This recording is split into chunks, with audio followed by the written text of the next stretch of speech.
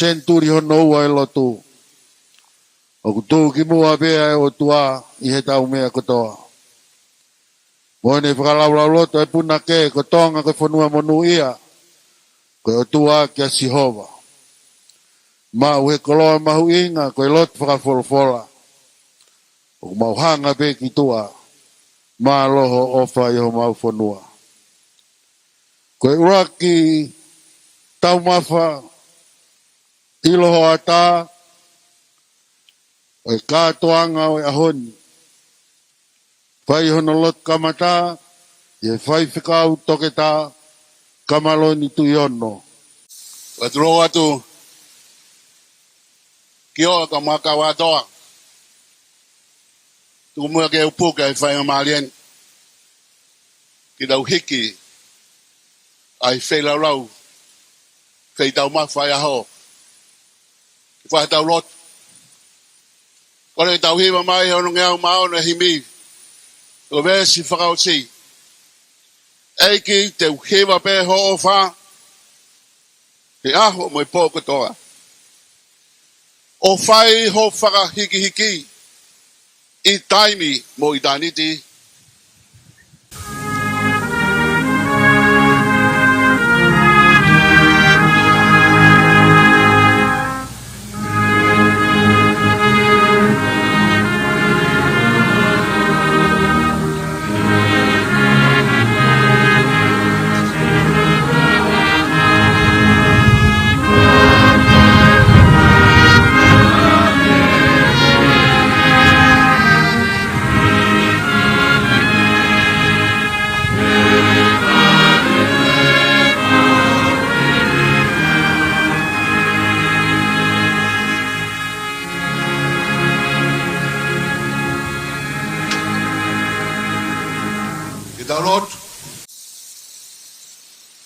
O doa mafi.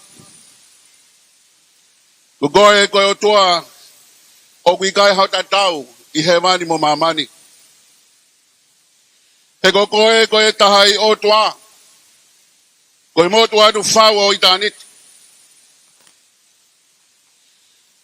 He koe o toa koe o kuke tau hi o kovinani te pa moho palo mesi. Ki hakakai u hoko ai a Fiona. Ko na uhufa nganga. Pa mutari tawanga. Io nea ngoi akilo toa ki nau tolu he Ngaahi whaingata. Ka ko lalo kapa kau. Koia aho nau toitoi anga. Mau te fua he kere o Tapuni Siliva.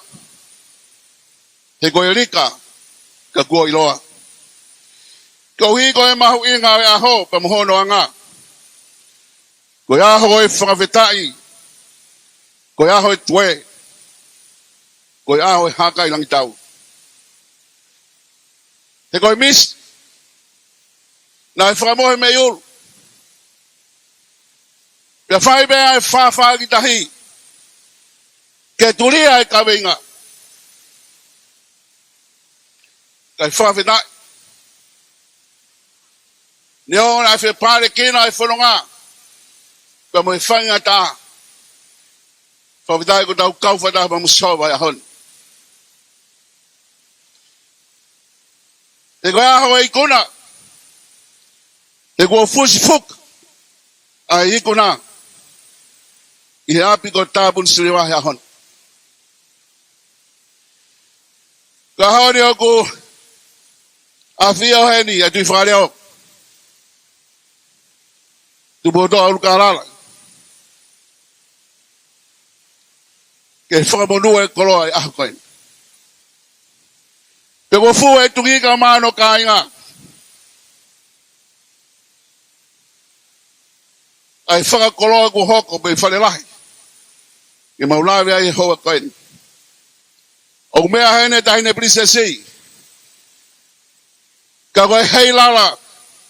O api ko wole ma. Ke pehe ki a hou eik.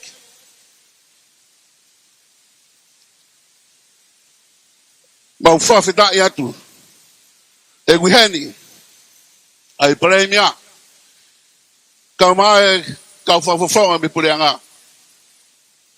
Tangata'eiki Palesiteni. Kamaha fai fikau mahataglot. Na umia heni ki whakakata e whatongi ai hon. O doa mau hangat ke te koe. Ka mui loto hanga maalie. He koe koloa. Ka koha koloa. Ko maalari hangau e ko lava. Ko mau te fua he api ko tabun Siliva. Ko hiki e Ouau Taumafa. Ko teu e tungi ka mai kai ngai kolonga tu vai. Ko e Fakamoi fua. Ki he ngau e ahu koe. Tuku ke tafe mai a hatapua ke tua. Moha keles. Lawe ai atu i Fakale'o. Ka mai ho iki. Palesiteni ka mai konferensi kakado. Ko hiko ngai whatongia ko whakamohi me olu. Ai konferensi ko mau malari. Ai tau uange au ko tau kola. Ono whamanatu ai hake alotu i mau ki whanua. Eki mau hanga atu tumua ke nau mamalohi ai. Ko hiko ngai whatongia ko hanga mai. Ke whakakakata ngau e wike konferensi ko eni. Te kei langi ia be sova. I ngau e ko mau whai. Ko mau lotu upe ia. I hua whai tamai pa mui alo, mui lau maari e maani oni. Ia Jesu Christ ko alo. Ka ko mau whakabui. Amen. Hoa tā o e ahon. Koe rea taritari o e ilo te hoa tāni. O kui a Pilinisi tungi. Tap mo e awhiwa e tolu taha tua o kaumu ki tau tolu he katoa ngani. Tap mo te powono ko e tui o Tonga. Tap mo e taine kui ni, kui nanas pau. Tap mo e Tama tui Fakale'o, Pilinisi Kalauni, Tupouto'a Ulukalala. Ko e whakalangi o luak polokalama, ko e senturi ua e Tupouto'a ai ko Tv Tonga. Ka koe kamata e konferensi, ai SIASI, ua no, ka uma, e tahine Pilinisi Kalauni, Pilinisi sina takala, wow. Tapi mo Pilinisi, salate mafleo, pile Twitter. Tapi mo Pilinisi Kalauni walu, fotofil, Lord Fofanua, Lord Twitter, Lord Luani, Lord Nuku, mo ho eke whanua. Tapa mo Palesiteni o SIASI. Whai whekau Tongataha, Tevita Havea. Kai uma a e sekeritai lahi. Ma kau taki mua lotu. O tau kau whakataha e aho Koloa'ia. A whake e Fakatapuni. Kau whanga he tala whakaapaka kato e whanua mo lotu. Ko hake he katoa ngani. Kau whakahoko e taitare o e uawani. Whawhetai, o kei tere ki mamana e neo wha, o omi ki tau kau he lau, he senturi hono ua, e hake a gospeli, ho tau whanuan. He kamata e konferensi, hono te au maa ua e SIASI, mo hono Huufi Falelotu, ne langa ke unga ki ai a SIASI, o Tatakamotonga. Na e tuaia i ngā oe, ia, ka koe ai ke fulelei. Isa, na e uhinga pe ia. Ke kau whakataha, hono whakailonga e senturi ua ai hake lotu. O kou kau whakataha, o kau whaiwhekau mo i kai ngā o e Ulukalala. Lawenga o Tonga, makatolo a maui mo whātumu. O mawhola nima he ahoni, ke whakailonga e ngā o e Koloa'ia, ma kamata e konferensi te maua, o e whakamanatu e senturi ua ai haka e lotu i Tonga.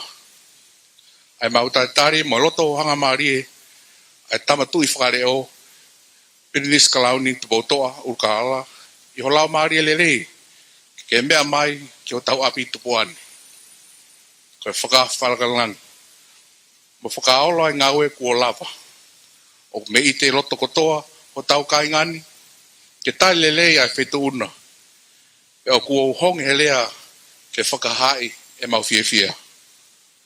O mau Koloa'ia, pe ko mau tapuaki, ke kau, mo ia Fiona, pepe mo whare, He ko tau api eni.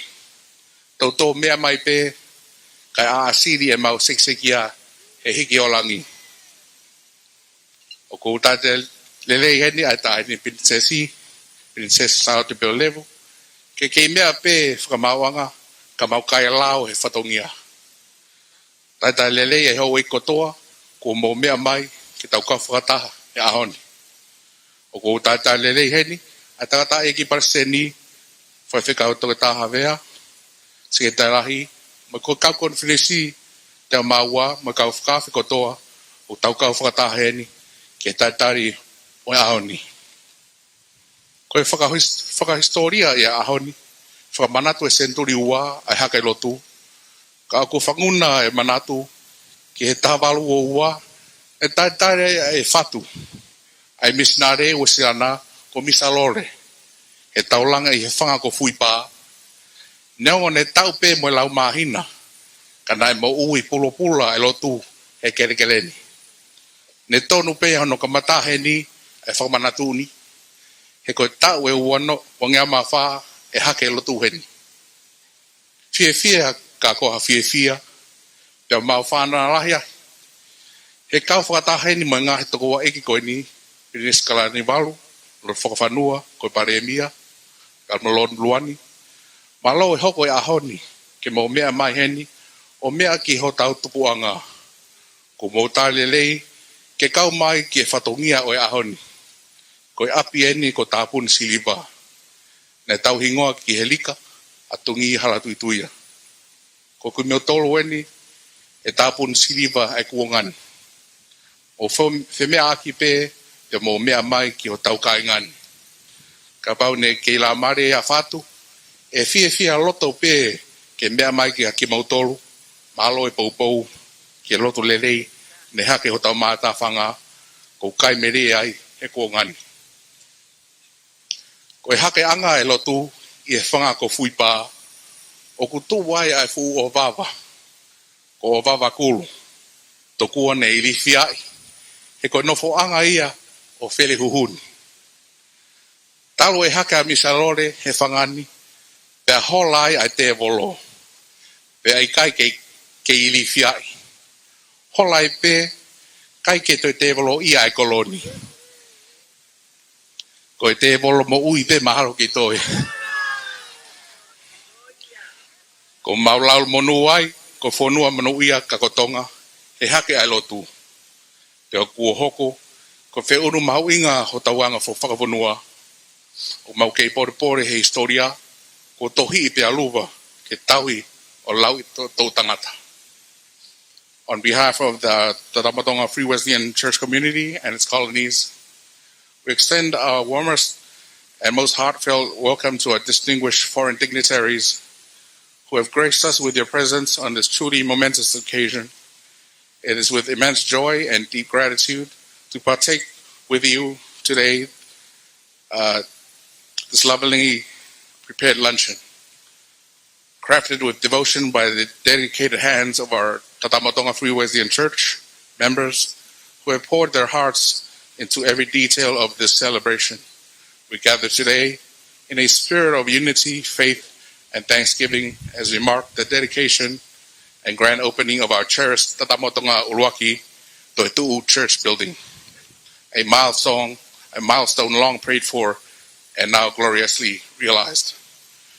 Whamalo ke Palesiteni, mo Pilinisi, o mo mea mai ke tau katoanga he ahoni, mono kamata i e katoanga e senturi ua, e loto me Tapuni Siliva. Malo e tokori mai ke ngaweni, malo e kataki, mo no whatau lamai e ngaweni. Whamalo lahieni, ke kainga Tatakamotonga kotoa pe i heni pe mo muri foki. E kataki lahi, mo piki uma, mo e vahe ho mo koloa mo e lotu. O lava lere ai ho tau saione, o no langa. Whamalo ke tonga kotoa, he tokoni kotoa ne mo lave mai ai, ke ono whakakato o mau tōnou nou. Tawange, ke kei whakawhonu mai ho mo wangai anga mea, ke oua naka whanohifo, ka kei tauriki, pe me itāniti. Ko karia, ne o mi ai ai Ngaahi maka ki o tulangi, ko lomi peao. Ne kai ilonga e takina e peau e kariani.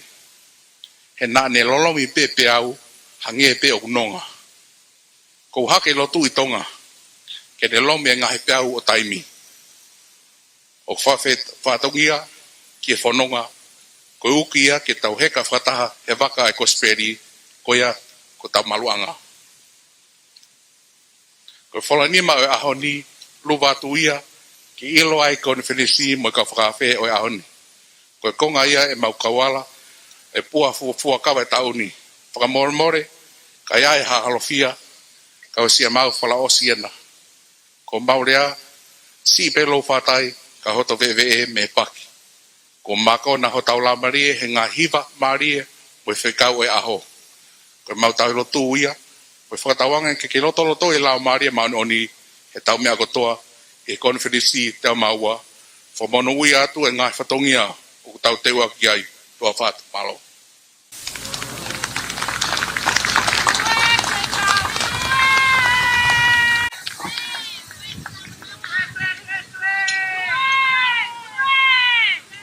Rango pas ka do mai. Pas mai ke Koloa'ia. Tau Koloa'ia ai. Malola. Koe rea taritaria o e atoanga ilo e hoa tani. Aguia e rea me whakakonferenisi. O kume ai tahine Princess Pure Salote mafire o pilore Tupouto'a. E rea whakakonferenisi. Me ai tahine. Malo? Ue ko osono a whaki. E tama ko tungi. Te a kua ukore. Ke uhu whanga atu ai. Kai ata mo oku ke whai. A hoku whatongia. Whakakonferenisi. Kai tala Fakatapui e ko osono a whaki. E tama ko tungi. Pe a kua ukore ke uhu whanga ai. Kai ata mo oku ke whakamonu hokoloa ko tō me he Tangata'eiki Palesiteni mo Secretary rahi o konferenisi. O ko oata ki Fakatapui mawahe ki he kautala whekau lahi. Your Excellencies, a warm welcome to you. I represent the Free Wesleyan Church Conference, which is 102 this year. Welcome and enjoy. Kau whakamonu hoku koloa he aho mahu ingan. Mo e whakakoloani. He koe aho pe o e whakawhetai ki o tua mafi.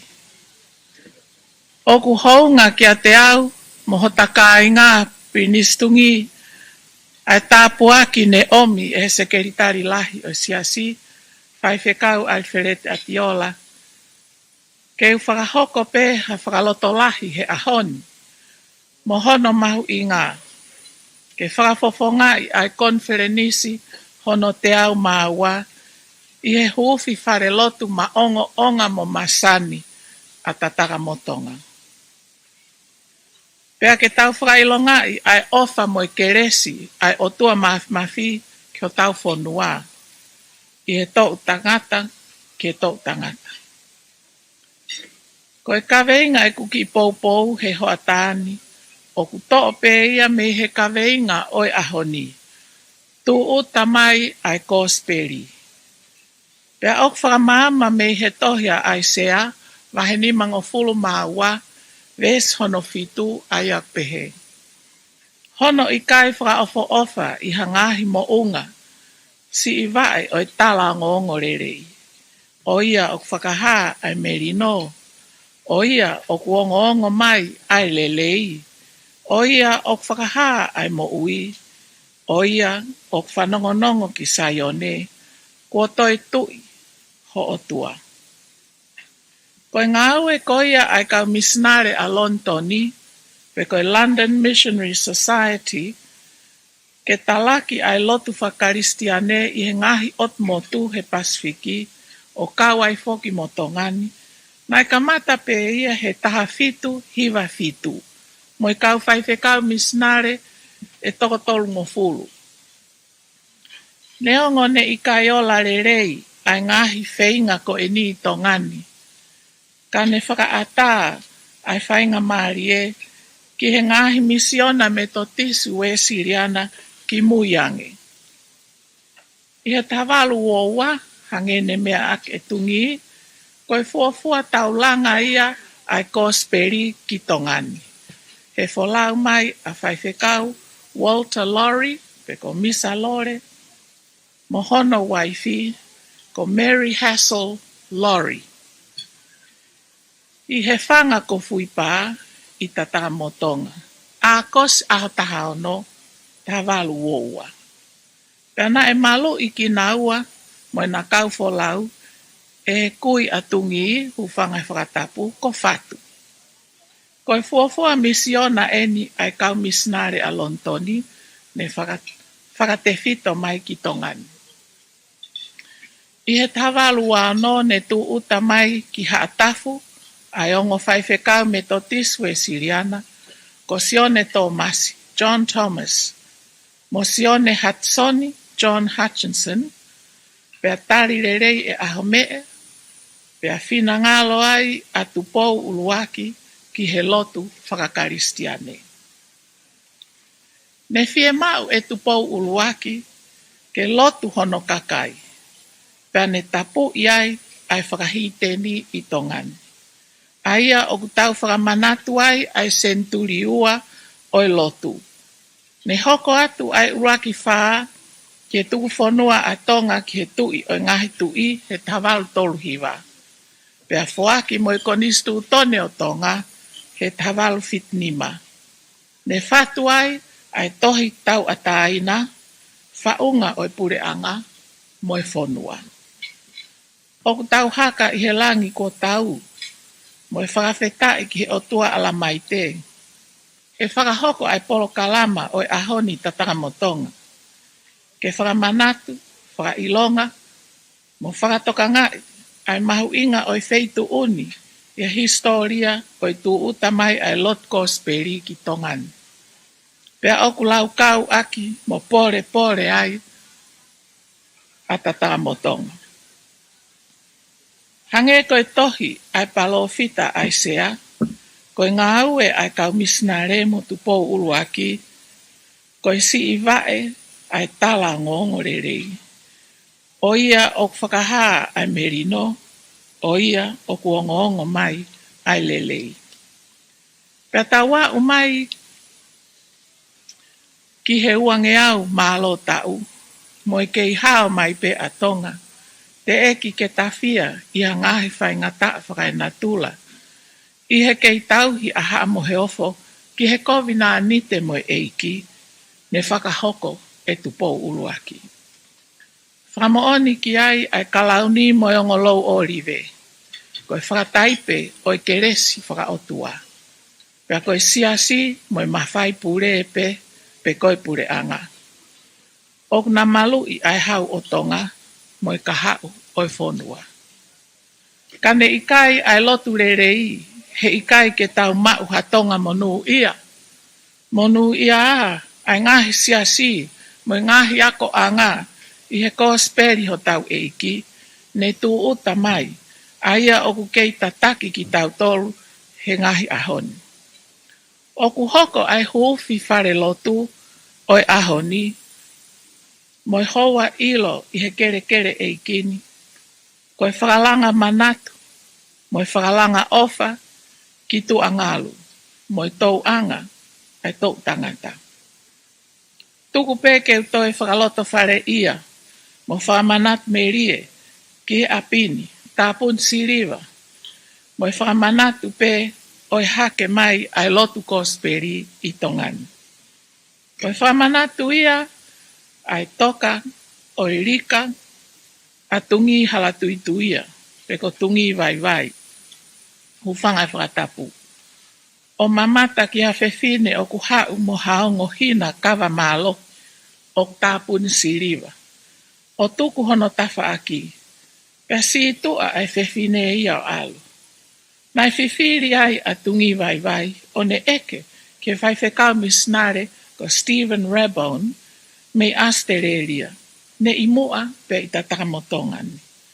He wike ko ia, ke ne whakauhinga nge mua e ne misi. Pea talange e Stephen Rabone. Koe kuonga koula o Tonga, ko tupou uluaki. Mohono tari ai lotu whakaristiane, moi whokotuo ai ako. Koe ongo hina kawa Tapuni Siliva, ko honongo mokopuna ia he kuonga Siliva o Tonga, te na hopo hake mei he whewhine na e situa. Pea koe kawa maalohi, koe ongo hina Tapuni Siliva, koe whiri lahi ia e whepaki, moi whonua i he kahau. Koe alo tungi vai ko tuku koe eikia Pilinisi tungi mai re whihi. Ne taane mo kuin salo Tupouto'a. Pea tupu me iai a tau whaahau Tupouto'a mo Pilinisi whatawhehi tui pere hake. O taua o mai ai ki he Tama ko Tupouto'a mo whare o haa mo heofo.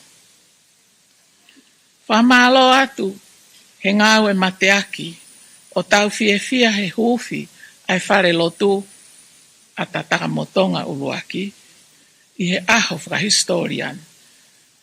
Pea whakatatau ki he lau ai palofita ko ai sea mo i toka o irika a tungi vai, ko mau tolu eni Tatakamotonga.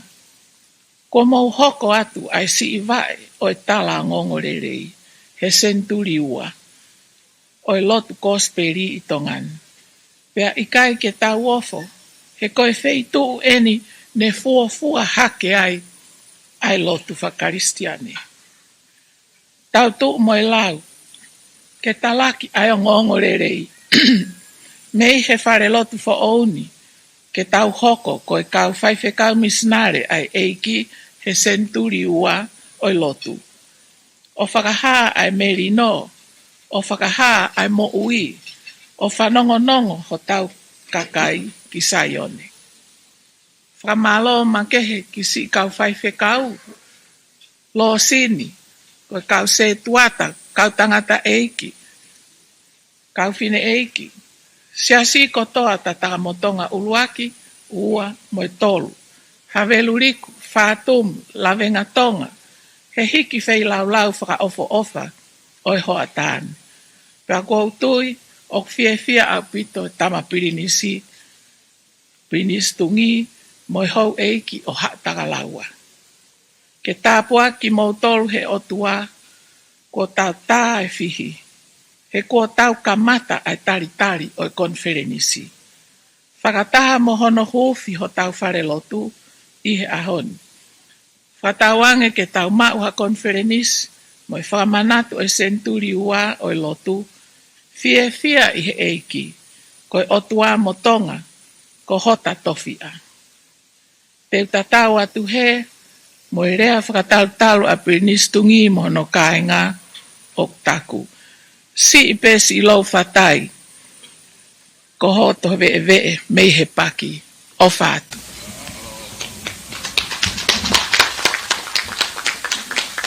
Akatau pas ko dobi se Koloa'ia o tau mai pa me Pilinisi.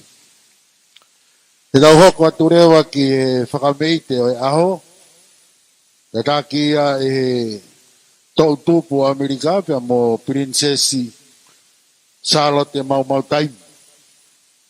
O ki nau tolu ia te nau kamata a e Fakame'ite o e Aho. Maro.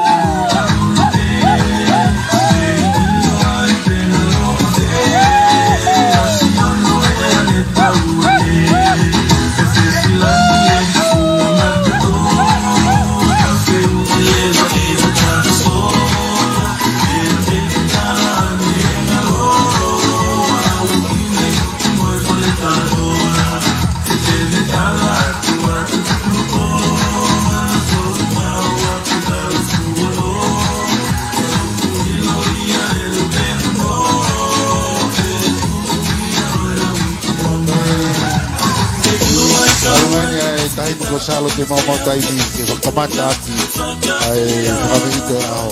Io koe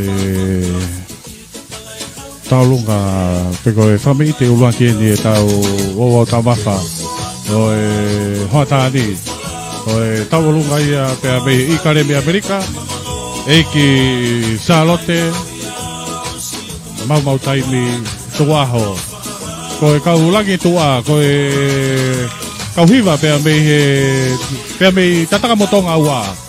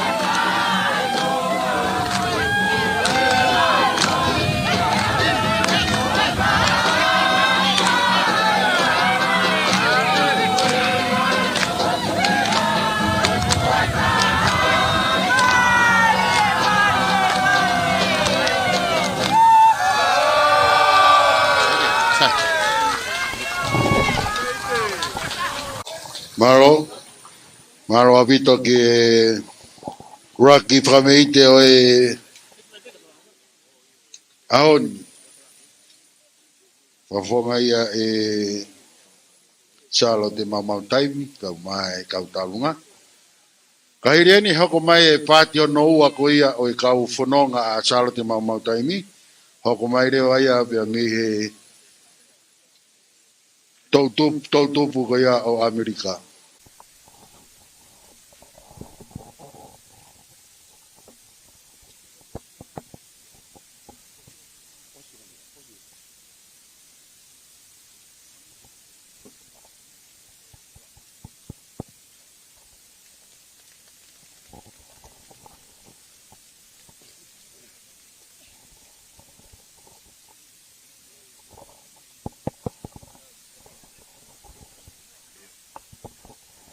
Kata koe katoka tupe ki mo tol ko tope ku mo mai ki pangai o ku ia e fie mau ka ku ke ia i hau matio ata kata koe ke fie mau ke tu i matio ata la ngai ko ia be mo tol ku tuanga mo ulu mo kata ko kama o hake he koe aho ka toanga koe ki aha ulu tuange i he tau pangai whakatoka tupe ke te mo tol fia e aho ia ko mo kata pe tau fai be mo e whakapapa.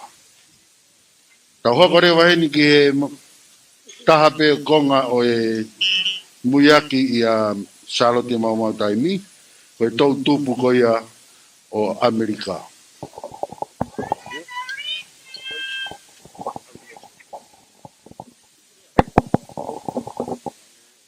Tapu pia mo e la o ono i Konga.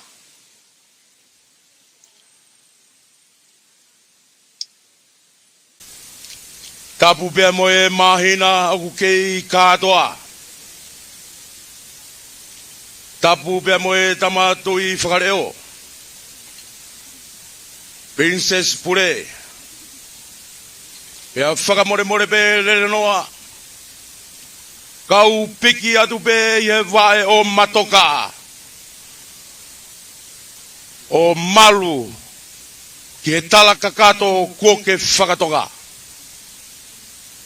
O kou i heni pia mo e whaiwhikau pure o Amerika pia mo Hawaii. Kau whaiwhikau, kau se tuat, kau mai wahe whanua. Mau alo mai mehe i kare. Ko e mui mai. E tama Pilinisi ko tungi. Ka e pehe. Ke eiki salo te mamau taimi.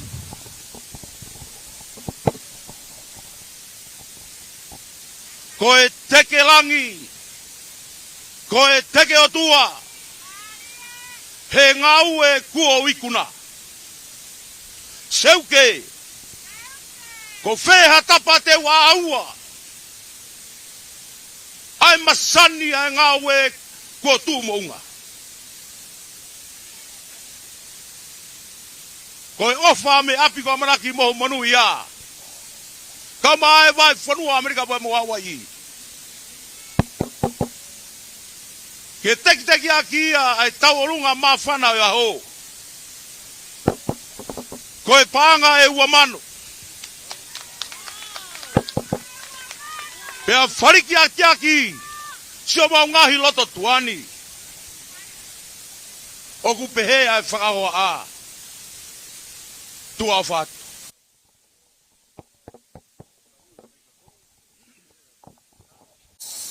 Kata ke maika o kamere lahi o ai makere lahi ane tau. Ua mate pehe.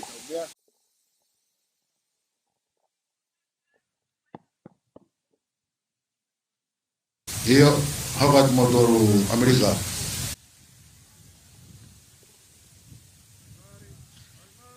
Moimoi Amerika! Kaka te umai ngai hoko pe tau whatongia e pia whine kuno no pe. Koe hoko ni o cheni hoko mai a wala e Palesiteni. Kahirieni hoko mai wala e Palesiteni. Tatakamotonga ai ko Konga pe na mo ai dosi e.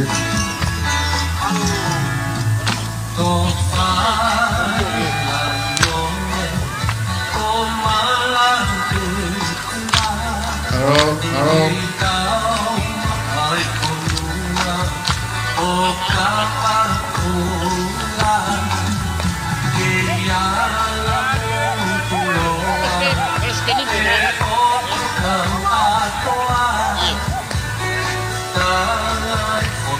Iyo kondoa kei fai Fakame'ite ka ko la bebe ngari ko ngaulo.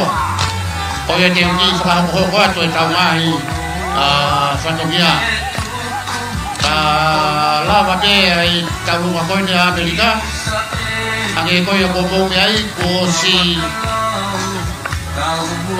fakakato ai bala ai tanai Palesiteni. Kay ma ini paam bagala baye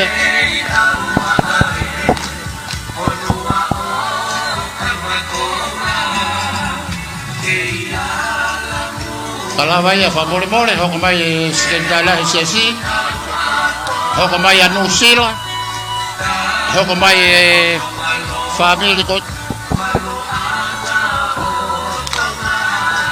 ya hoko mai ai family ko ia o milise Moimoi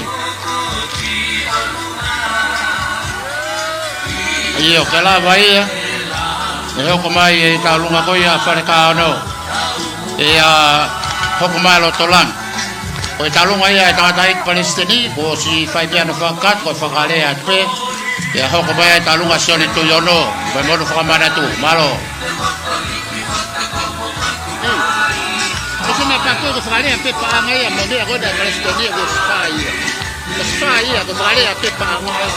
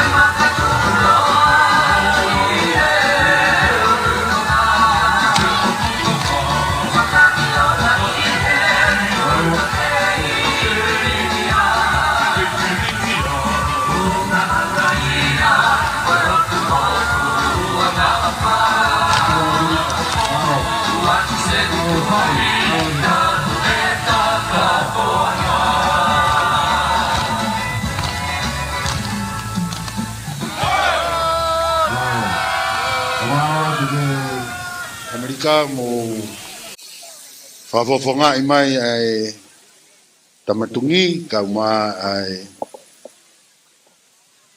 chalo te mama tai taho katurewa ke ai wala Palesiteni kana Palesiteni o ia hoko mai tai ni maro Amerika mo kata krewa takia tua fononga ta faki hake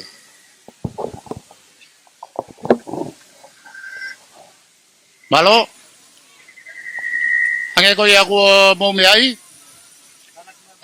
Ko talunga dia Tatakamotonga Palesiteni. Be Tangata'eiki Palesiteni ko Fakale'o no ape ke Koloa'ia fae. Ka ko hui ko taulunga Palesiteni ne o si Fakakato Fakame'ite ko ia pe ngai pe mo panga ua mano. Pe mo hono Koloa'ia. Ko ia ko fa malo Tatakamotonga Palesiteni.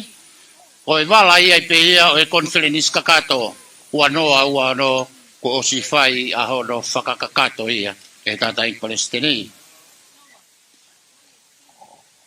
Tau hoko atuleva tau Ulukalala ki he tau lunga ko ia family ko famana tu ia o Sune tu iono ko fai fikau malolo kono taimien famole mo ki hoko mai ke tau hoko ko ni taimi pe o haele tu Fakale'o ko tau malolo ia o ia ko le tu ia botol mo katak famole o taimi pe o tu Fakale'o ia o lawe fakate Ulukalala kai ke me pe hen Tama Pilinisi tonge kai ba salote ke hoko atu fakafia pe mo kai ta family ni ko famana tu o Sune tu iono ko fa ka malo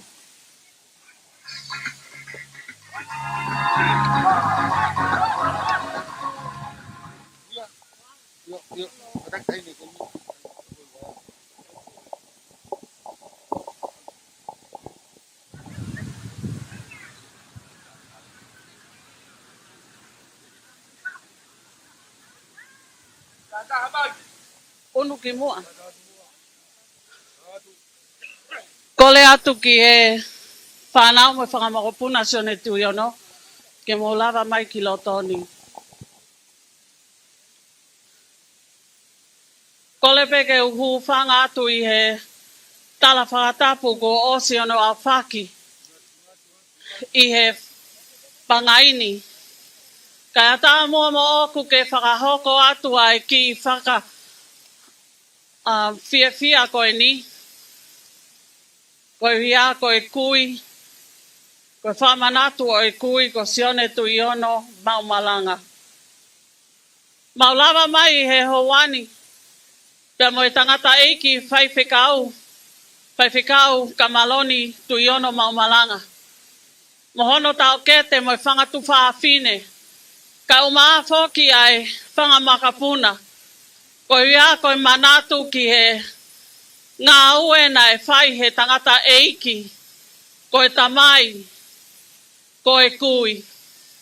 I he kele eikini. Maulava mai he hoa koe ni ke whakamanatu a Sune tu iono ka maafo ke a fusi. Pehe foki ki a halamehi ka maafo ke a takau Tupouto'a. O kuieni a whaiwhekau ka maloni tu iono mau malanga. Pehe ke whaiwhekau biliami tu iono mau malanga. O kuieni a tohi istolia o Misa Walter Lori na whaopea he whaiwhekau ka maloni mau malanga. Whaki atu ia mai hou eiki. Tungi ka maafo ke Pilinisi Kalauni. Pea moe hou eiki hono kotoa pe. I kai Ngaahi ka o kumau omi pea moe mi sini kosi. Pe koe drive mower. Ke tau hia ki ho tau api SIASI. Pea e toki whaha ka kato atu ia I he taimi e Tupouto'a mai ai ai waka. Whamole mole atu ki he hou eiki. O kui kai ke iai ha paanga whiunga. Ko hia ko e katoanga mahu inga o ku tau iheni. Ka koe teki be mau ki tālunga o ku whiunga pe ia mo e paanga e nima mano. Ko e langa pe ia ki e whatongia o ku tau whai. Malo tua ofa e ki atu. Ka taki TJ o tā i mai mua ai whasia e kau taolunga. Malo.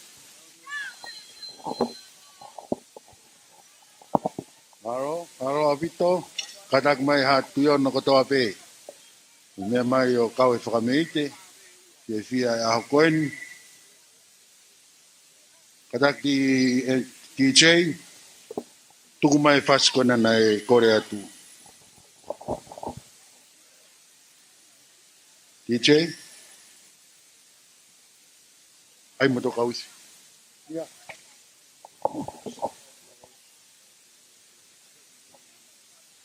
Maro ko ke ma o fasi. Kau i fie na ta among ariwe na tu mo lau. Yo, Marie. Hello. Ko te watu ki e tālunga no. Ko ka koe te kua smau e kau tālunga. Ko toi le whasi. Ai au ki tokanga e whameriki he. Kau tālunga e ka koe kata ko tonga e mua ngai fasi o ave tau whasi. tau MC ke Koe whasi e. Koe whasi e. Iyo. Ngahi tālunga hoko mai mo kata ko Moimoi mai mua ke tau hoko ke vāvang. Vai whanua nusila. Kata ko mai fasi ki he MC. Rai pa mai ke kau ifi. Ke oatu e fasi. Hoko mai rewa vai whanua nusila he hiri pe ai tālunga koen ai whamire tu yono. Aro?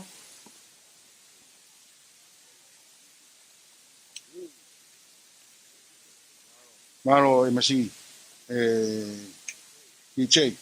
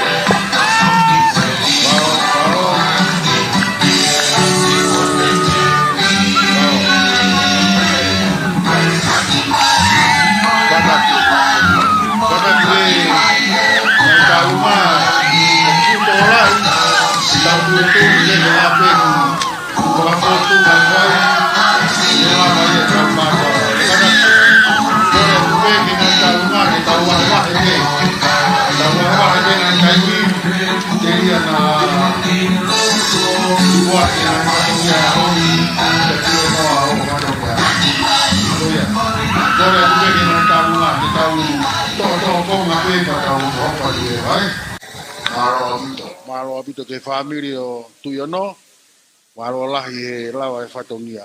Maro ko nusilain, katak mai nusila, mo mea mai rewa kiloto whakakakato e whatongia haon.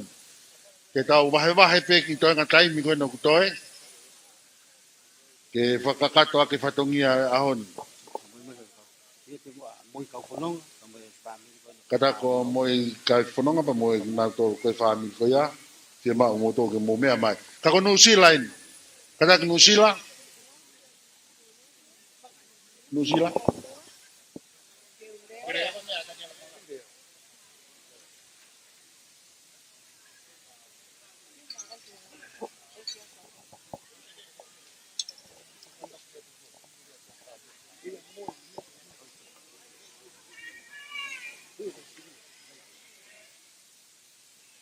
Tapu e a fio ai o tua mafi i o tau loto ngā.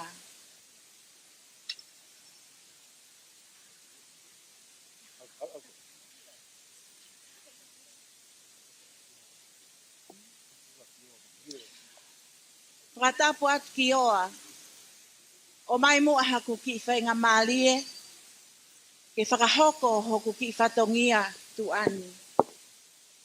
Koe uluaki o e whatongia,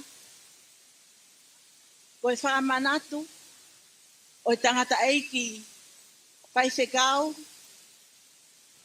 whaiwhekau Daniela Takapautolo Moala, koe paanga e tahamano.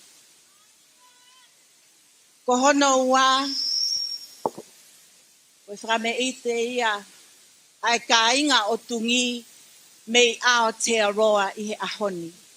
Ko ia, nusila kotoa ko tau taimi eni. Tu a o fatu. Maro, tare vai faskoia.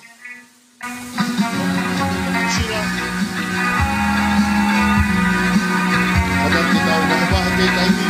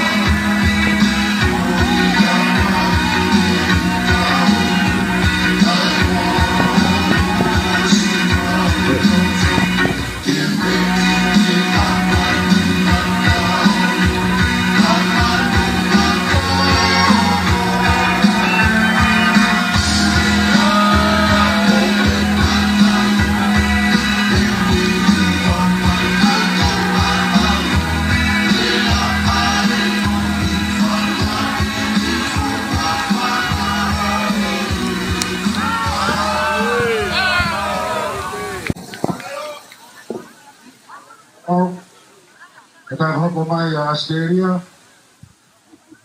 Nga. Ia ka tarungan de tokosi. O pe no follow it. Tangata'eiki. Wa eka tumi.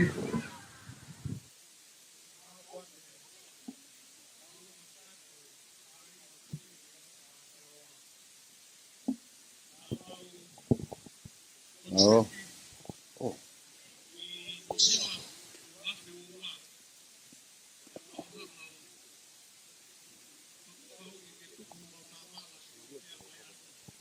Yo. Teu mai Australia. Panga to sila mo to poni ko ya. Ofat. Mao. Pomaro at ke talunga ko ni pangai takin tupu. O ia na ofa tu ke ting motor. Hoko mai rewa tai ni mi ta hoko ki talunga ko ya Australia. Kada ka Australia.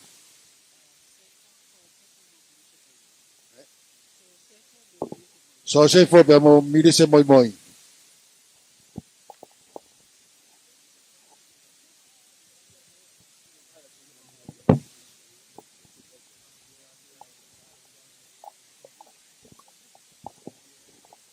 Kada ka Australia tau mita no pe. Ai pe ki Konga ka tu Konga tu kai koro. Kata wahe pe tai mi.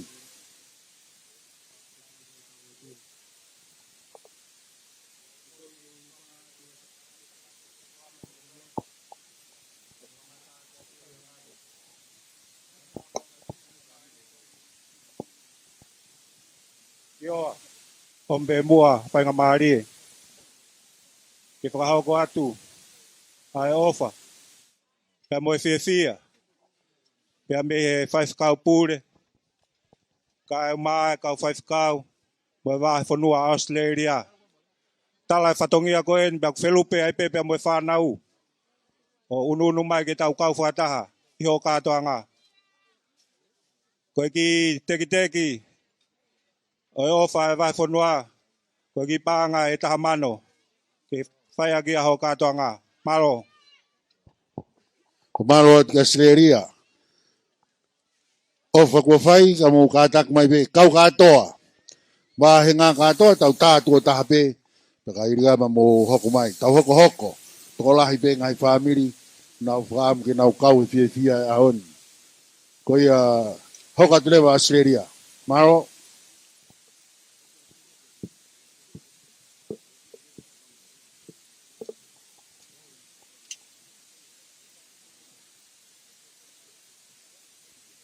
Hiria ni hoko mai e sekretari talasti.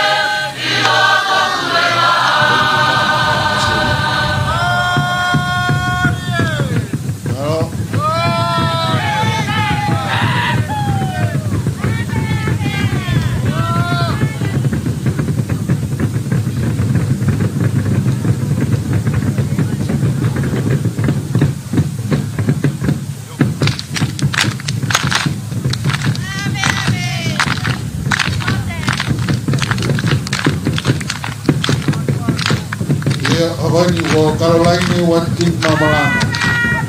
Kalauni watik mamalanga. Mai ne me alfa ki katoa nga ahoni mi ngomoi panga e tamano tabi.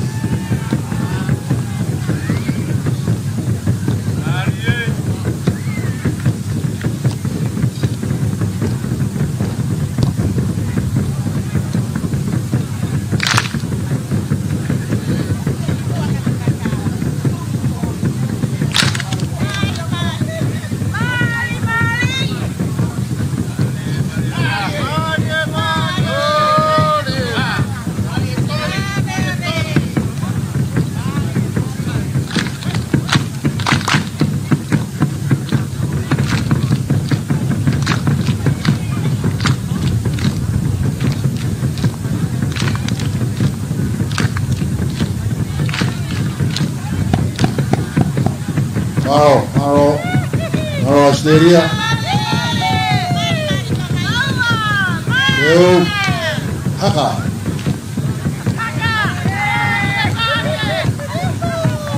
Aho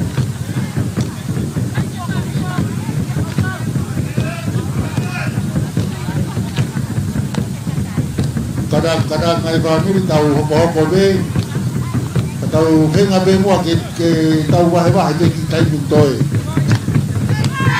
ai no ta ki ya foi tau ka to ai tu wei ma fa na ia mo mai be kai to ta mo hiki ma mo i Ngaahi ya dia wa ko ka to ni ho Maria Australia.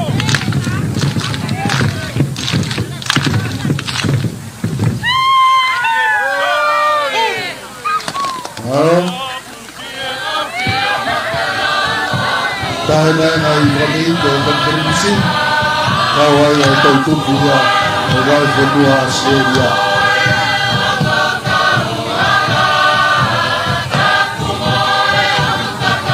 kami ito na yan ang Pilinisi kagubuhan naman ang Tupouto'a Ouau Australia Tupouto'a nakakuha Mukada ikaw kamay Tupouto'a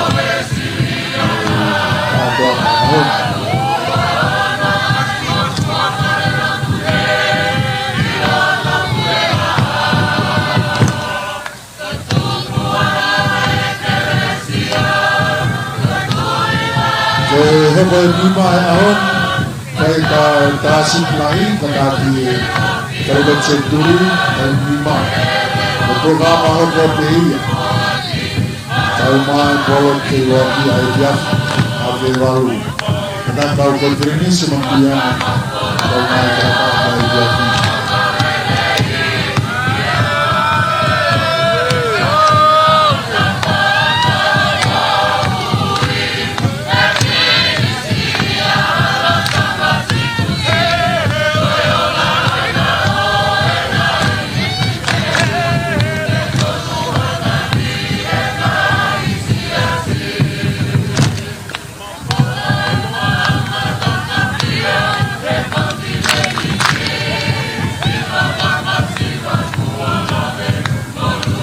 Kalau Pilinisi ke Fakatapui kabupatennya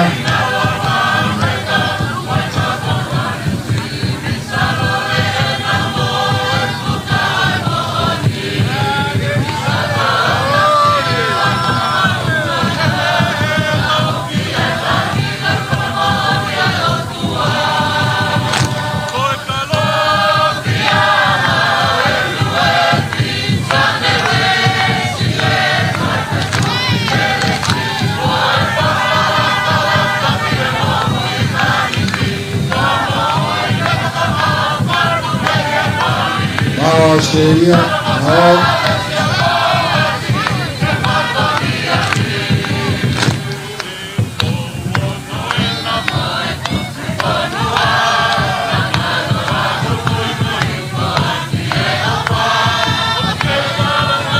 itu Australia, sekretari trustee. Akhir generasi sekretari trustee apa hai? Luncheon.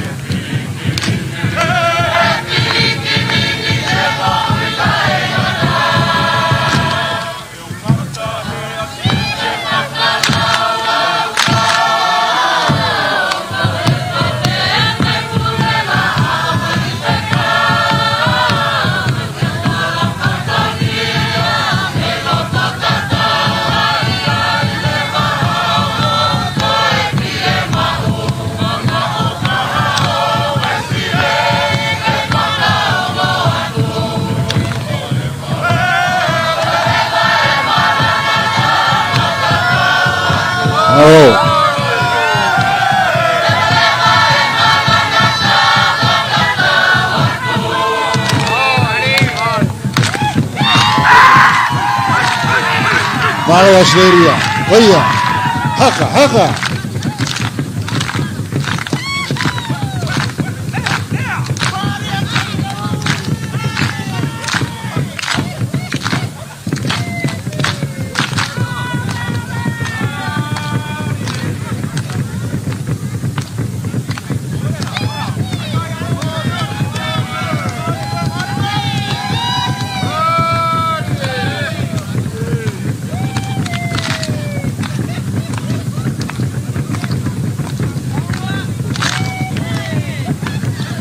Maro, Asteria.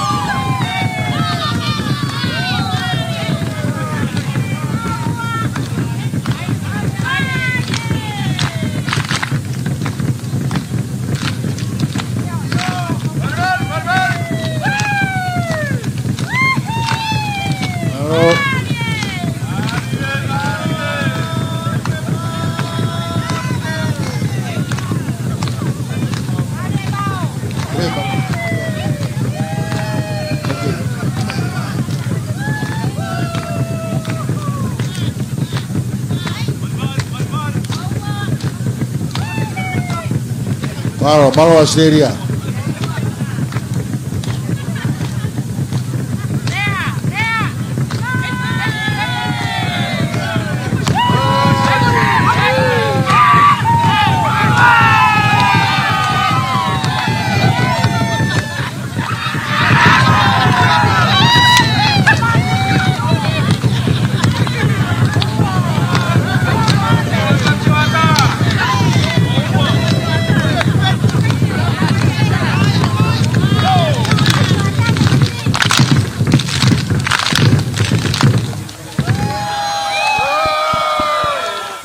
Maro. Tau kamata beni e hoko atu a Moimoi, tu a kono Asteria, o Moimoi, hoko atu sekeri tali lahe SIASI, o sika hoko maa me visi, hoko mai a Fakale'o, hoko mai a Lotolangi, hoko mai leo mo mafi sea. Malo kataki Asteria mo mea kipeka hua te ngai talunga koe ni. O kole ke uhufanga he fakatapu ko osio no au faki. Ka ata moau ke whakahoko atu ai ki whatongia tu ani. Tau whakawhetai pegi he o tua, e nekei o mai a manawa mo ui, ki o mau ki whaamiri masivani. Tupui he hau Ngaahi, moi manatu ofa, ki he ongo maatua, ko so sefa Moimoi o Konga, mo milise lo seli tupou Moimoi o Tatakamotonga, motonga mamao niwa fo. O mauloto to ai ke whai ha whakamanatu ki naua, he kātaki, mo tau hiki he whānau. E whānau ko nuku mo wahai Moimoi, ma uhoa ka melelose, tuituio Moimoi, Dr. Tanginestein, ma uhoa ka correctly seen, Kalai vosa Moimoi Palu, ma uhoa ka Tangata'eiki Palu, Paula oversali Moimoi, Molis Moimoi, ma uhoa ka Soana, Lilian Moimoi, Tevita haunga ma uhoa ka Litia, Sikiviu utumei moana Moimoi taufa, ma uhoa ka maile lau mobo, taufa. Pauli ka eva Moimoi, ma uhoa ka kukuvalu. Neonga fus ma omo, ka oatu ma ofa, aki ho ma loto kotoa, ke whakamanatu e ma wongo mātua. Ko ki Koloa'ia, imu ana. Ke whaak pe mua ma e ki SIASI o Tatakamotonga uluaki ki whakakato ke nau whatongia. Ko teki o ki taalunga masivani. Ko taanga e tahakilu.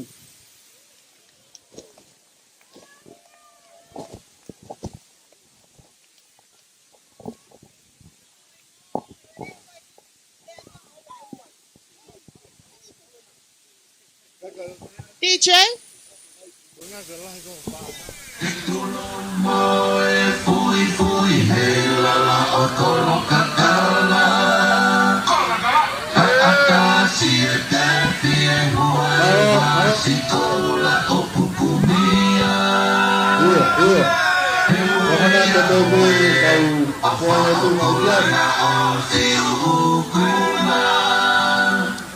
Wow. Kada ko po mo din para mayo taluma. Au hoko pamilya ng Moimoi.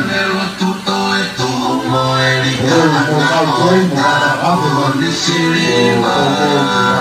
Piliote in Paula mo Fakale'o Paula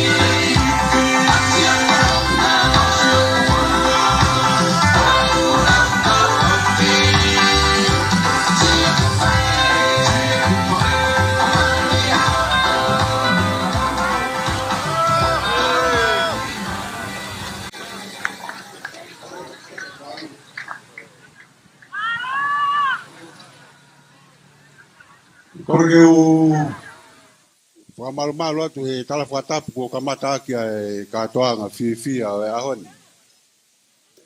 Ki oa mo kawatoa ompe mua hangofua. Ai motua koe ni ke whakahoka te whiwhia. Ai tunga whare o e api ko Ulukalala. Ko e whiwhia koe ni o ku Ngaahi kia ai maafana ko uhi ko Secretary ai talasiti ko e whakamanatu ia e maukui ko manu laia te manu mo ana kalama foni manu e a whakamanatu whakataha mo ia a wiri ka uma a mere laia te manu ko e setuata lahi taulahi ia I he Falelotu toi togo. Kau pata habe gai mo hono whakamanatu ai ongo ki mātua masiva na mautopu ai. Ko reveni merino ai kau manu, kau maarita, waloa hapai a mone manu. Ko e teki o e maafana koe ni, whiunga pia mo e panga e ua mano tahafe. Tāpai pia hawhasi kai whae whiwhia. Ai family tai loa koe ni. Maloa pito.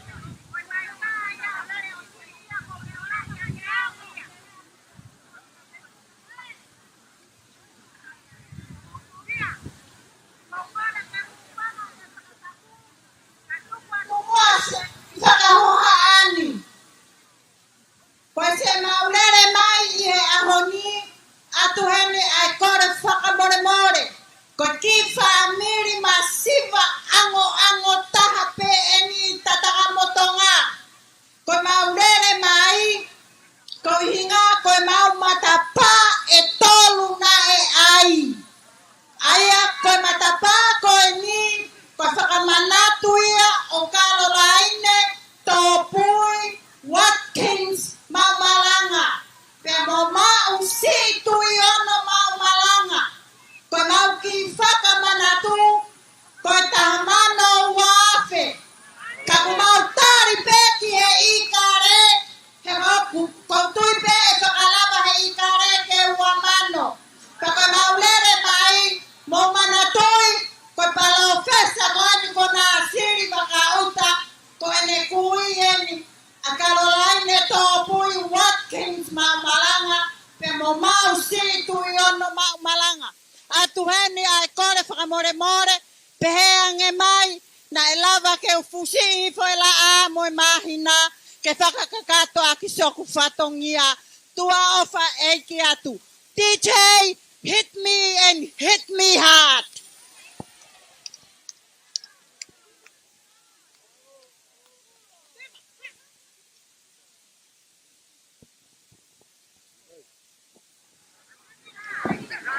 Malo tamea kata mai pasi o e family goni. Okay. Yeah. Ada nau kai be ke nau vai be.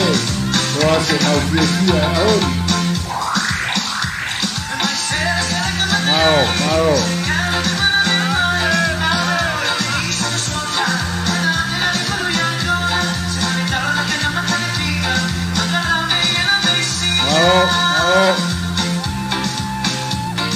Kakat mai family ko abe. Ibo e taunga mo kia. Kau ko abe. Iya.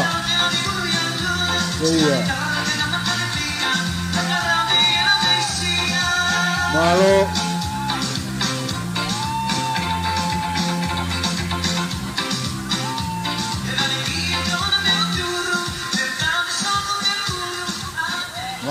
Malo abito.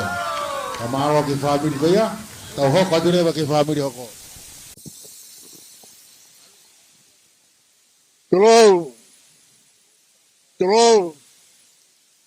Tulou kau sani mo wikia matapa parataisi.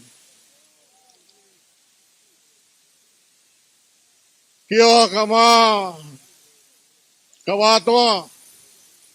O kai ka potu keheni.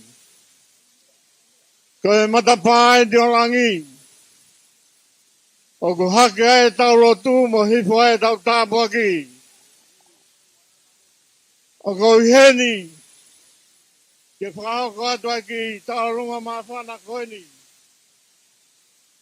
Ko whakainonga i e tunga whare. O e api ko turuki ngā. Paku mawi heni ai.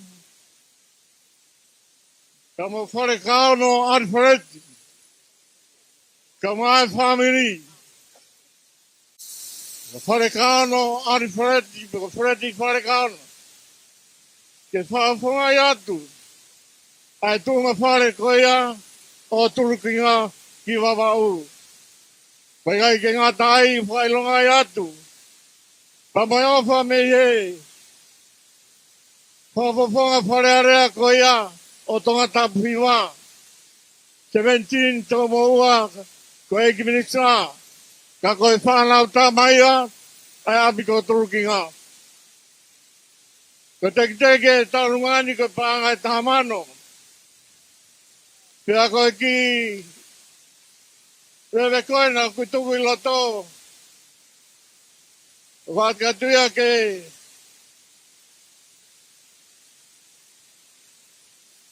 i tama paremia. Ko hiako no holoroanga. Kata ke o Tama e whasi. Kai hoko te taurunga. Lewe whahoa ka tatawatu. Malo.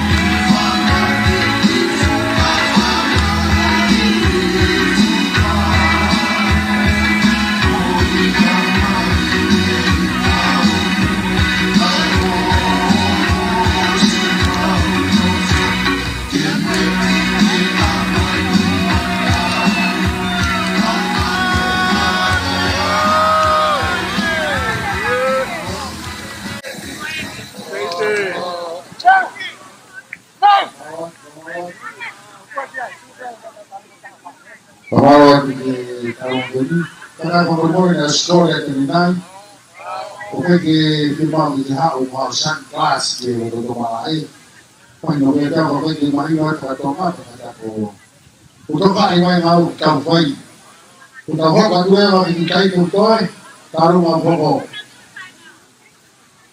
Tapu ke api o to ba fa ke tau Tonga. Tapu mo Pilinisi Kalauni. Tupouto'a Ulukalala. Ako e tui Fakale'o o Tonga. Kore ke Takamotonga e Fakatapui. Ia tā ke whakahau atu ki whatongia tua ko eni. O ki tālunga uki pangai. O mi vego e manana tuofu. Ke he ongo maa tua tupuanga. O e haa tui fua. Mo e ke fu me atu koloto langi. Whai pia Fakame'ite. Mo whakahounga o ngau e la. Ngai ka whakapu ko lava. Kono teki. O tole taha mano. Fuaga tu ke SIASI. O palahi atu malo.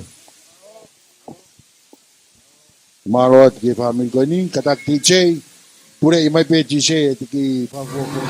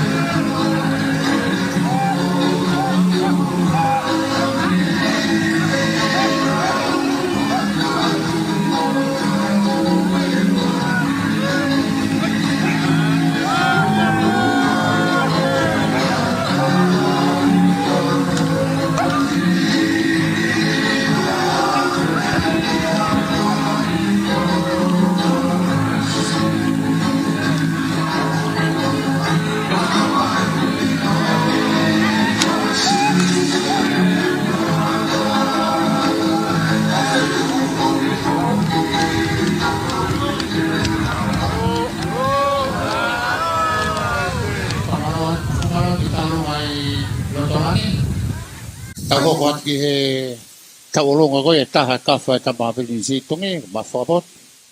Kok na to e. Ina uho ko to e Fakame'ite ko e. E DJ to minit beta ako o si Palesiteni ko to mai malo.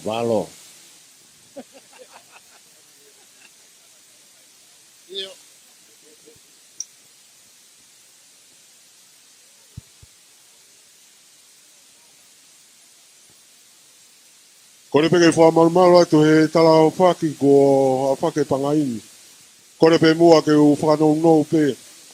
Ko e taulunga ko ni, ko e taulunga ia a e tuunga whare o mafi whakapotu pe a mo vaiui. Whanau mo e whangamakopuna. Ko nau taulunga te ki tahamano ni maafe. Malo. Iyo whamalo ono lewa. Malo. Iyo. Sai mi ko ni la vai ko hoko mai Fakale'o o Amerika. Malo ke.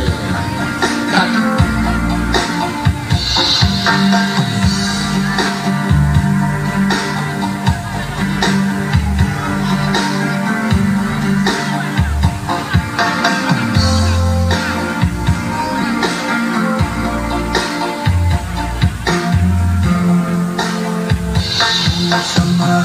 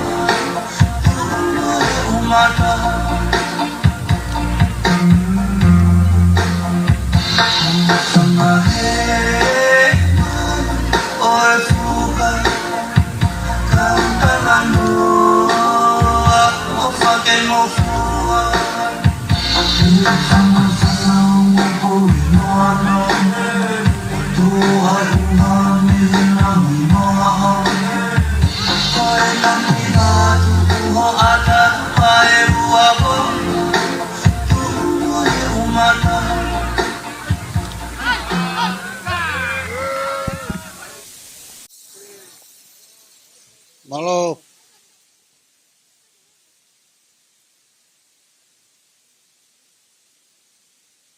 Tumo ke u whakatolo wat. Ioa. A tā mua mōku ke whakahako atu e ki whatoki a koen. Ko ki tawalunga koeni ko e tawalunga i a lupe kato. O ne i e mohenga e mamahi. Pek maukau koto atu pe ki ai. E tuunga whare koeni o kui ai e ki mātu ai e tokotolu. O nau whaiwhikau. Maukau whakataha atu pe ai. Mo e manatu ofa ki a ahawhitu maka mo pipie na maka. Kai pehe whoke ki motu a se tuata ko āpina kato. Ka mo e whamiri hono kotoa. Ko e tek-teke ki tālunga kotola e tā mano. Ko e mo kaunanga una whai e tāolunga ko e ofe fine pēia. O e taha e whaiwhikau. O e loto whare koe ni. Ko mōni pērea. Si pēsi lo whātai. Ka koto vewe me paki. Lewe malanga.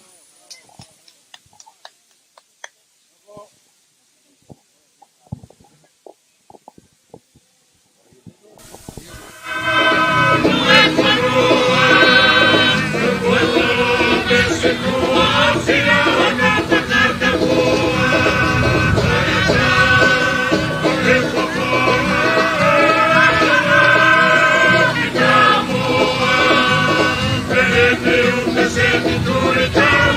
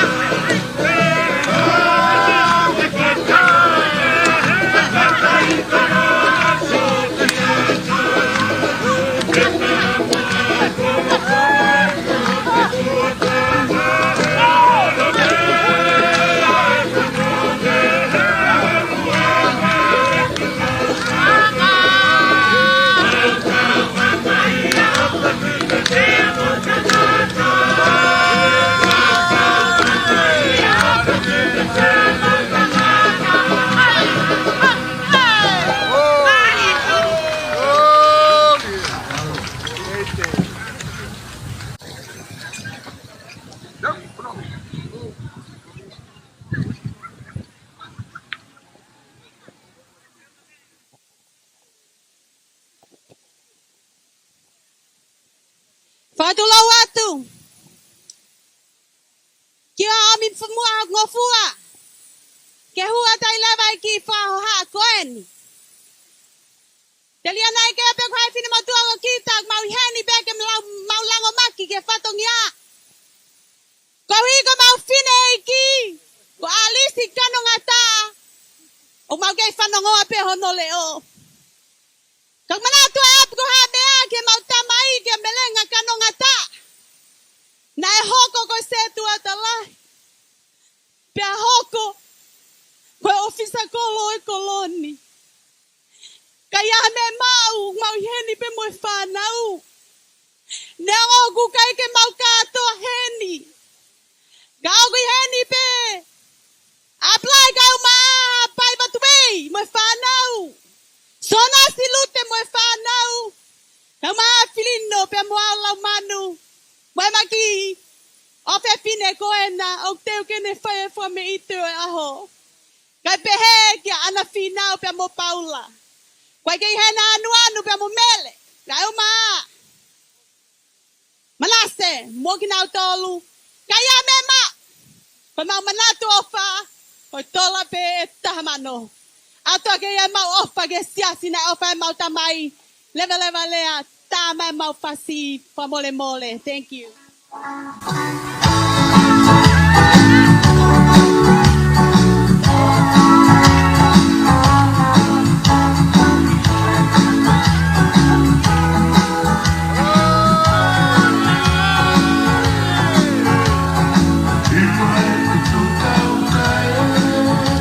Si que tau taimi, que tau moveu na hot. Kore atu. Nga wabena ko kore atu.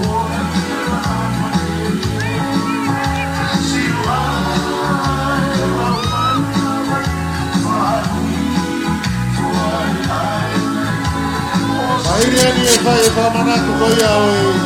Hoa e whai ke kau. Ke keu mai kaunga koia. Hoa e whai ke kau lo tonga. Ko kau pure whai hake.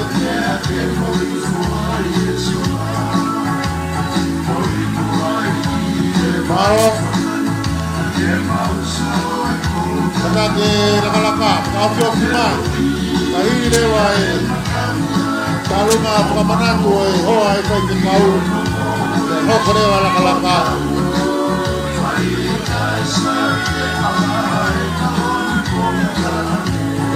Hoko pe tolu ko tau Tapuni. Ada tema.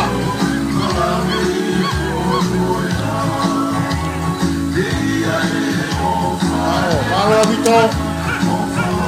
Ada ki hoko mai.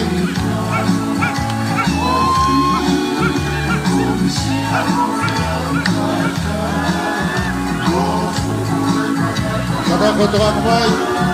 DJ. Wow. Kata ke whai whamanatu heni o e hoa e whai whikau. Whai whikau pure, kata ke whai no whamanatu e tainimi. Pekahiri ia, pia i toki hoko mai lakalaka. Whakatulo wat. Kore peke uwhanga e Fakatapu ka e whahako atu e whakamanat. Ai whae whakalau maari na ne tōtau lolotonga e langa e Falelotu ko. Toi tuu. Toi teki. Toi whakamanatu e whae koen. Ai hoa e whae whakau pure e wahe hake. Toi teki pānga e nima mano. Maro. Whatulo atu. Kore whamore atu ke o mai ango fua. Ke whakakato atu ai ki whinimatua koeni. Ai whamiri lau mori. Me he whanga ko fui pā, mo e vai ko ha puai. Ko ia e whatongia ko whakahoko atu, na e Ngaahi pore, ka e ke whakanau he kuwawe a taimi. Ko ia, e whai e ki Fakame'ite, ai whamiri lo mori. Pānga e tahamano talau ke Ngaahi pore, na e whai. O whātu. Mau kata kire ba ngo whai ua koia. Al fakatape pa mo tau lakalaka kata tau ta fakatape toi pe tau minitsi pe tau feunga ahon ko ne hiri pe ni ko tau mamai pa mo ahon katak mai lakalaka lang tu at pe me muimen ko ni hospital nga ko ku tau hoko ai pe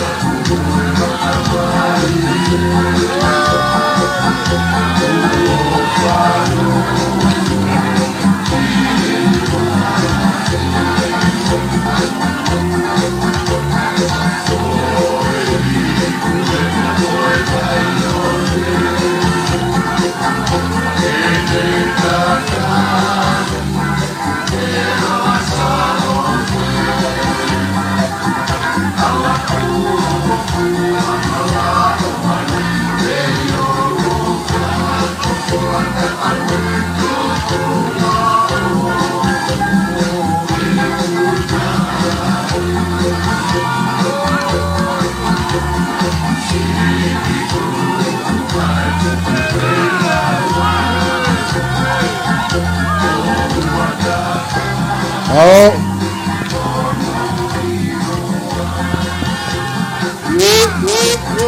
Tatakamotonga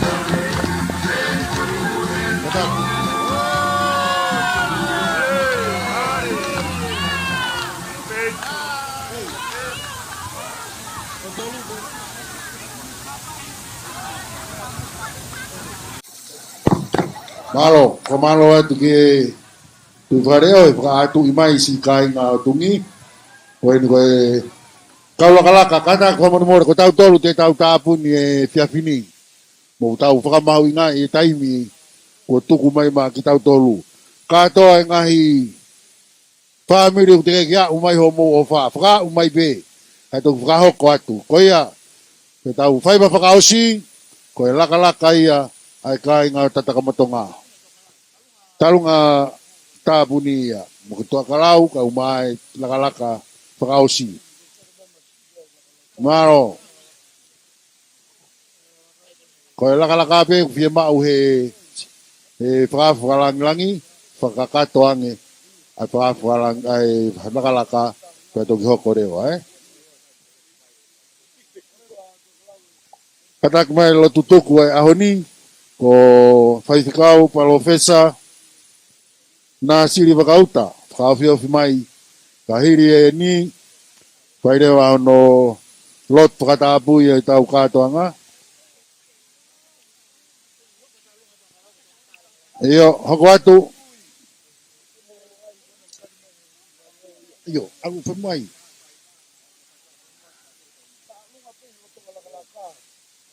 al Fakatape tau talunga Tapuni al Fakatape mai tau laka katak pe kainga ku tau al Fakatape ngo faiva ko ia ko wi ke fakakato aki ai ke ime aheni ai langi ko me be me vai mau frahaba mi langi ko ne lava be laka ko tau Tapuni rewa ko re ki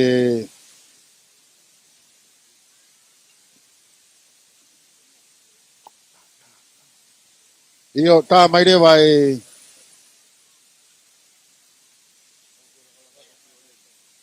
iyo ta laka iyo Weo, me be wainga tau kamata rewa. Kataka kau profesa nasi pagauta. Pavio mai. Penehiri be tau laka. Pabegi wano pe tau nia kai poke tau Aro.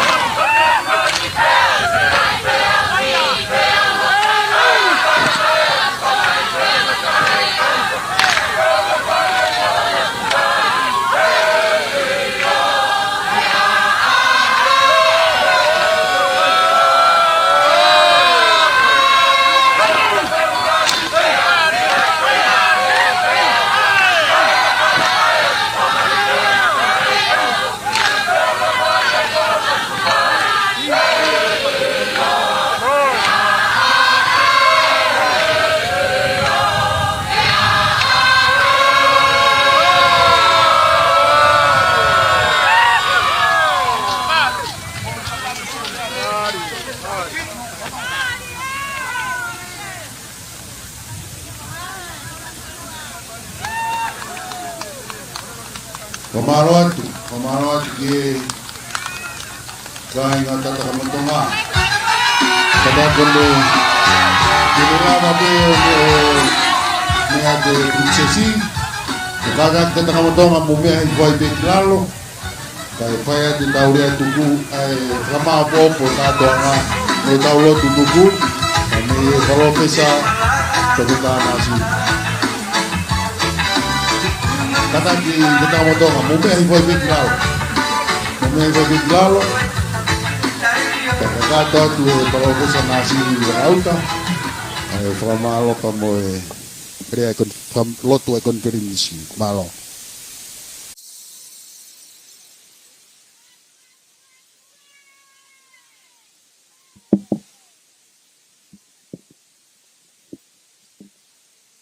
Tapu ki he whia tua maaf.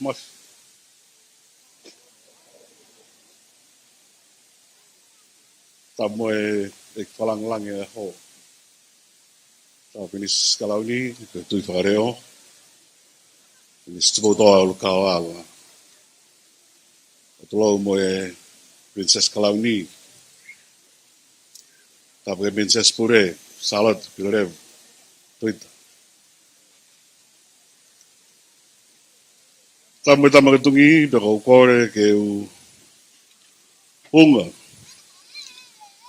E whakatapu ko kamataki a e kātoanga o e huatani, whakatabe mo talanga fua i he proklama e Tangata'eiki Palesiteni ke uma e se taila. Lawe i be kua maololoa ke kua tau e langi. E poke be ki taimi nau koe ni tuiona ngā mā kio, whai bea whakamalo. Whakamalo lahi ki he tamatui Fakale'o, i whalang kua whai, kātoanga a Pilinisi tungi me mohono kāinga. Lava ano Fakatapui, o e Falelotu toi tu ko hono ua. Pea ko fia, Ngaahi family, ko hi, ko a whihoen, ko mea hena e haueiki, ko e whanua, ko mai pare mea, ka whakafonga, ko e ni kabineti. Hen me kau takelot, me Ngaahi wheitu ke. Tau whakawhitai ki o toa maaf, ko hi ko ne kātoanga mo ki tau tolu.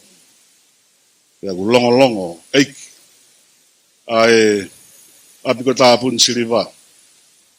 Ko hi ko mau mea mai. Tauang ki o toa maaf, ke whamano ia, tāpekina. Ai wheidona tam Pilinisi Kalauni. Ai mai Princess Kalauni. Princess Pure, ai mai ai whare o haa moe ofu. Ia kupehe mo tala manu, tamakatungi, i he whatongi e katoa pe UESILIANA, i he Koloa'ia koini, whailonga ai Tupouto'a, ai lotu rei tau e ki, i he whanga ko fui pā. Peo kei tu o whatever, au mai api ko whakala'a, ko e whakamooni. I he tali lotu, nai whai e whata, ka mo i kere ho hatalau. Tawanga me mo i otua maaf, kini kei o whak ki tau tolu, ka mai hawei conference ka kato, ki hoko kamataanga, o e conference konong te au maua, i kere, o hatakalau ko e mea e manu ia, pea tau maringi mai ai, ha kres ke te ki tau tolu, pea ki tau mau ha whakataha, merino, pea mo fia. O bea e whakahoha u whai, ka me ofalahi atu, ki tau lotu. Pata mai e umau whawhitai, ki a whiona, ki hi ko e omi e whengamari, ki whahoko ai ngā u e mamafa e aho koini. Mau whai ono Fakatapui, e whare ho a whio, hoko ai ai mau hu mo lotu ki a fiona. Mau whamalo ko higa ngau e ko whai he Pilinisi katungi e mahana kai ngā. Whai hana mamoi o e whare ko ia ko e Koloa'ia e konferensi me tawang e hoko atu e mau tauhi ai Koloa'ia ko ia ke lang ia a fiona. Pe tāpe kina mai e Tama Fakale'o au mai Princess Kalauni, Princess Pure, au mai ai Aho Tusite e whonua. Pe tāpe kina whakataha mo ki mau tolu ko tāpe ko mau kau i he maalari a koeni pe tawang e lang ia ho fio. Tāke kina ki mau tolu e toinga whatongia e aho au mai wiki mamafa ko mau whanoa ia. I kresi o mau eki ko siso Christ Flahe atua kai tamai mo fia he lau maari e maana on. E teki mau tolu ia pe whae tainata. E pena.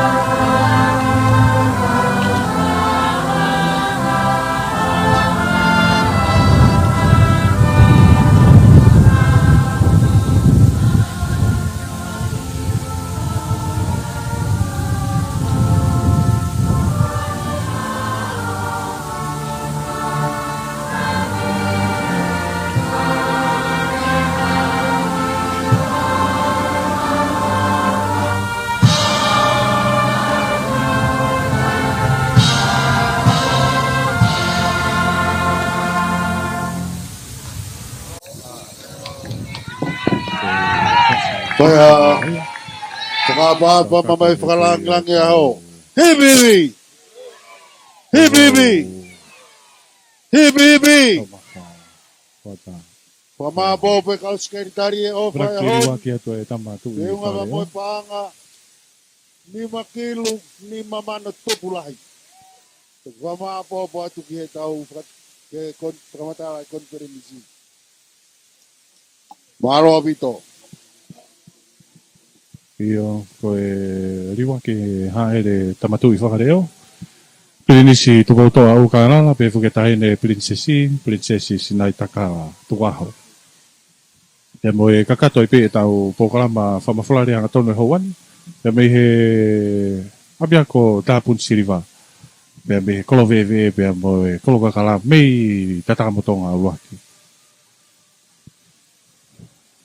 Koe Tama Fakale'o, riwa ki atu. Pea mo e kakato i pe e tau pokalama whamawhalaria hanga tonu. Whawhunga te ka whawhutungia hauani.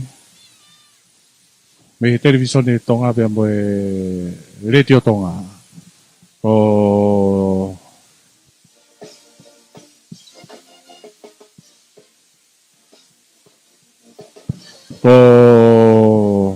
Francis Mailangi pe fo ke hiuta minoneti o kato kakala lino asusa takeusi san pe fo ke asakai agmeta ko Kevin lea malapito mo mea mai mo mea More pe kore pe ke kau fafo fonga ko to pe na mo mea mai he Ngaahi pasi ai konferensi ka taki o kutari pe Ngaahi pasi hala ke kau fonga ko to ai pe ki kolo Koia ku kore atu pe mo tolu ko to pe mea mai me kolo he Ngaahi pasi o ku tari mai Ngaahi pasi ba me hala ke whakai ke he kai he tu pe na mo hifuai fa more o pe pasi o whainga maari ke mea atu ai e whainga maari pe ai Ngaahi pasi ko ia ke whai ai fok hanga tonu me heni ki e korisko kun salo te ako alu mo ako nofo Kina utau na lava mai pia me Tangata'eiki.